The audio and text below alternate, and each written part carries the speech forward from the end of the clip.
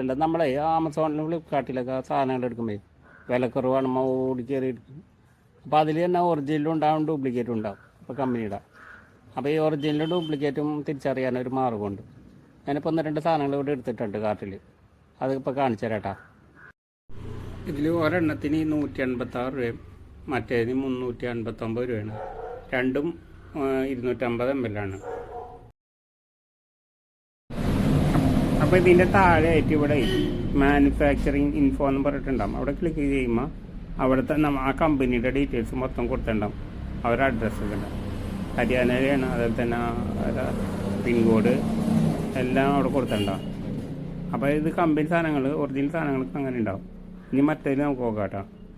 മറ്റേതിൽ നോക്കിക്കഴിഞ്ഞാൽ ഇവിടെ ഇൻഫോ നോക്കിക്കഴിഞ്ഞാൽ ഇതിപ്പോൾ ഇവിടെ ആയിട്ട്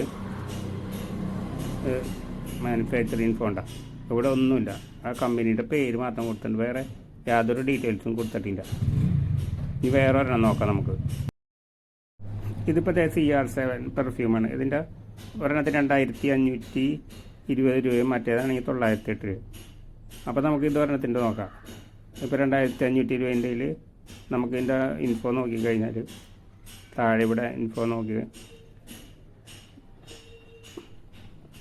എല്ലാ കമ്പനീൻ്റെ എല്ലാ ഡീറ്റെയിൽസും കൊടുത്തിട്ടുണ്ട്.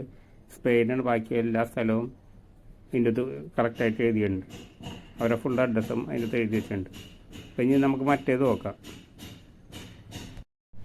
ഇപ്പോൾ ഇതിൻ്റെ നോക്കിക്കഴിഞ്ഞാൽ ഇവിടെ നമുക്ക് താഴെ നോക്കിക്കഴിഞ്ഞാൽ ഇതിൻ്റെ എന്തെങ്കിലും ഡീറ്റെയിൽസ് ഉണ്ടോ എന്ന് നമുക്ക് ചെക്ക് ചെയ്ത് നോക്കാം.